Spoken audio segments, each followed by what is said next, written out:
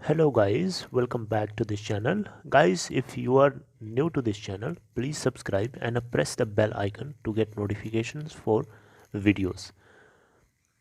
DHFL, जैसा कि आपको बताया भी है और पता भी है कि DHFL जो है पिरामल ग्रुप जो है DHFL को डिलिस्ट करवाने की पूरी तैयारी में है और DHFL को बेसिकली अपने Piramal capital housing finance limited के साथ मर्ज करने की प्लानिंग चल रही है।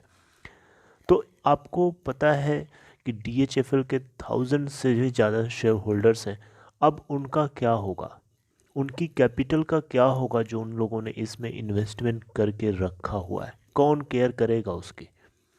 इन्होंने जो रेगुलर डिलिस्टिंग प्रोसेस होता है उस प्रोसेस के तहत बताया जाता है कि कंपनी के जो शेयर होल्डर्स हैं, स्टेक होल्डर्स हैं, उनके हित के लिए, उनके फ़ायदे के लिए, उनके इंटरेस्ट के लिए किसी भी तरीके की कोई प्लानिंग वो अपने प्रोपोज्ड प्लान में लिस्ट करते हैं। लेकिन इस बार इनके साथ यहाँ पे कुछ नहीं हुआ। इन्होंने DHFL को एक्वायर तो करने की कोशिश करी है, राइट, एक्वायर कर रहे हैं, लेकिन इन्होंने रेगुलर डिलिस्टिंग प्रोसेस की तरह जो प्रपोज्ड प्लान है इसमें कुछ भी इन्होंने स्टेक होल्डर्स के हित के लिए, इंटरेस्ट के लिए कुछ भी मेंशन नहीं किया। इसका मतलब तो ये हुआ ना कि आप चाहते हो कि वो उनका पैसा ना देना पड़े, राइट, उनको पे ना करना पड़े।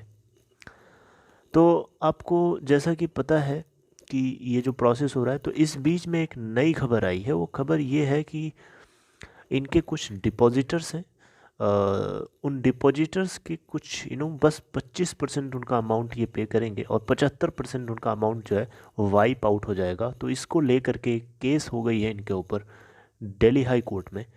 तो अब केस क्या होगी मैं आपको पूरी डिटेल में समझाता हूँ, बने रहिएगा। आगे बताऊँ उससे पहले आपसे कुछ बातें करना चाहूँगा, जैसे कि एक एग्जांपल से आपको समझाऊँगा।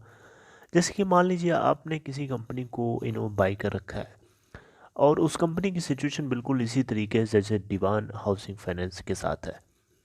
तो इस बीच में अगर आप जिसमें इन्वेस्टमेंट करके रखा हुआ है उस कंपनी को अगर कोई एक्वायर करने के लिए आता है, लेट्स से फॉर एग्जांपल यहाँ पे पिरामल ग्रुप आता है, तो उस केस में क्या होता है कि जो उसके स्टेक होल्डर्स होते हैं उनको भरोसा हो जाता है, एक उनके अंदर एक उम्मीद की किरण जग जाती है इस बात को लेके कि जो एक्वायरर है उनकी कंपनी को, जो एक्वायर करने वाला है, वो उसके अंदर इन्वेस्टमेंट करके उसको चलाएगा और शेयर होल्डर्स को कैरी ऑन करेगा। इससे क्या होता है कि जो उसके स्टेक होल्डर्स हैं उनके अंदर उम्मीद आ जाती है, जिसको लेकर के वो बाइंग करना शुरू कर देते हैं, और जिनकी बाइंग ऑलरेडी होती है वो एवरेजिंग करना शुरू कर देते हैं, और उसके अलावा फ्रेश जो इन्वेस्टर्स होते हैं वो भी उसमें एंट्री कर जाते हैं। इसके साथ क्या होता है कि प्राइस जो है ऊपर काफ़ी चला जाता है। सेम सिचुएशन यहाँ पे DHFL के साथ भी हुआ। 2 महीने पहले की ये खबर जब से आई कि पिरामिड ग्रुप इसको एक्वायर करने के लिए हाईएस्ट बिड पे करने की तैयारी में है, तो हुआ क्या कि इसके अंदर ज़बरदस्त तरीके से बाइंग चली। और आपको मैं ग्राफ से दिखा रहा हूँ, लास्ट के 3 महीने का ग्राफ देखिए, ये आपको जे कर बनता हुआ दिखाई दे रहा है, ये उसी का नतीजा है। और जब से ये बात की भनक लगी है कि पिरामिड ग्रुप जो है स्टेक होल्डर्स को कुछ पे करने के लिए किसी भी तरीके का प्रपोजल प्लान नहीं दे रहा है, तब से आपको ये वाली सिचुएशन देखने को मिल रही है। आप देख सकते हैं। आर यू गेटिंग मैं क्या कहना चाह रहा हूँ? तो एक होप थी, लेकिन उस होप के ऊपर पानी फिरता हुआ हम लोगों को दिख रहा है। हालांकि अभी इसमें कोर्ट के अप्रूवल का मिलना ज़रूरी है, क्योंकि जब तक बैंक्रप्सी कोर्ट इसको अप्रूवल नहीं देगा तब तक पिरामिड ग्रुप जो है इस डिलिस्टिंग प्रोसेस को इम्प्लीमेंट नहीं कर पाएगा। तो अभी उसका प्रपोजल मिलना या उससे अप्रूवल मिलना अभी बाकी है।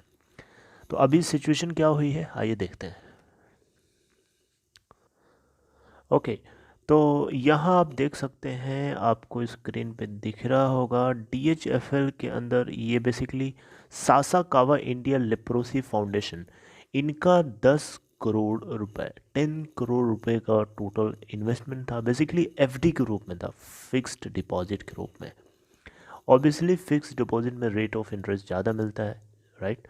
तो उसी की उम्मीद में यहाँ पे सासाकावा इंडिया लेप्रोसी फाउंडेशन ने 10 करोड़ रुपए डिपॉजिट कर रखे थे, इस होप के साथ कि इनको रिटर्न में ज़्यादा मिलेंगे। लेकिन सिचुएशन कुछ ऐसी हुई कि जो रिजोल्यूशन प्लान है, जो प्रपोज्ड प्लान है पिरामिड ग्रुप का, उसके थ्रू अगर जाएंगे तो इस सासाकावा इंडिया लेप्रोसी फाउंडेशन को सिर्फ 25% मिलने वाले हैं पूरे होल इन्वेस्टमेंट का। तो 10 करोड़ का जब आप 25% निकालेंगे तो 2 करोड़ 50 लाख रुपए निकल के आता है। तो बस इनको 25% मिले, यानी 2 करोड़ 50 लाख रुपए मिलेंगे बदले में 10 करोड़ के। तो इसको लेकर इन्होंने क्या किया है, इसको लेकर के इन्होंने दिल्ली हाई कोर्ट के अंदर फाइल कर दिया, केस कर दिया है DHFL के अगेंस्ट में। ओके, तो यहाँ पे आपको जैसा कि पता है कि रिजर्व बैंक ऑफ इंडिया जो है सुपरसीड किया था इस मॉर्गेज लेंडर को 2019 में। और आपको पता है भी कि जो टोटल डेट है DHFL के पास 85 से 86,000 करोड़ रुपए का है टोटल, ठीक है, जिसमें 77,000 रिटेल फिक्स डिपॉजिटर्स हैं और 3500 जो है इंस्टीट्यूशनल फिक्स डिपॉजिटर्स हैं, ठीक है। तो यहाँ पे जो प्रपोज्ड प्लान है, उस प्रपोज्ड प्लान के अकॉर्डिंग अगर आप देखेंगे तो जो 2 लाख रुपए तक जमा करके रखा है DHFL के अंदर, अप टू 2 लाख, उसको पूरा पूरा रिटर्न मिलेगा उसका। लेकिन जो 2 लाख रुपए से ऊपर डिपॉजिट कर रखा है, जैसे 3 लाख हो गया, 10 लाख हो गया, 1 करोड़ हो गया, इस तरीके की जो डिपॉजिटर्स हैं, जैसे कि इस केस में हम लोगों के जो एग्जांपल देखा था, इस केस में है आपका Sasakawa India leprosy foundation, alright, जो कि 10 करोड़ डिपॉजिट कर रखा है। तो इसको ऐसे लोगों को सिर्फ 25% मिलेंगे और 75% इनका अमाउंट जो है वाइप आउट कर दिया जाएगा। ऐसा पिरामिड ग्रुप की तरफ से प्रपोजल किया गया है, राइट। तो ये चीज़ जो है इनको हजम नहीं हो रही है, तो इन्होंने दिल्ली हाई कोर्ट के अंदर केस कर दिया है। ओके, तो देखते हैं, जो कि बहुत गलत बात है, सही बात है, ऐसा नहीं होना चाहिए, ऐसा नहीं होना चाहिए बिल्कुल। ऐसा इन्होंने सही किया है और DHFL और उस पिरामिड ग्रुप ने बहुत गलत किया। पिरामिड ग्रुप को स्टेक होल्डर्स के साथ भी बहुत गलत किया उसने। उन्होंने कोई भी किसी तरीके का प्रपोज प्लान नहीं बताया स्टेक होल्डर्स की इंटरेस्ट के लिए। सो this is absolutely not correct, it should happen. इनके साथ केस ही होना चाहिए। इवन दिल्ली हाई कोर्ट जो है इसको ऑब्जेक्ट करे तो ज़्यादा अच्छा है, क्योंकि stakeholders are very very important for any company. It should be in the favour of stakeholders. ऐसा नहीं है कि इसके खिलाफ जाओ। स्टेक होल्डर्स भी, मैं तो चाहता हूँ कि मिल करके कंसोर्टियम बनाएं और मिल करके सुप्रीम कोर्ट में फ़ाइल करो, दिल्ली हाई कोर्ट में, सुप्रीम कोर्ट में फ़ाइल करो कि उनके साथ गलत क्यों हुआ। क्या वो हकदार नहीं है? क्या वो ओनर नहीं है कंपनी के?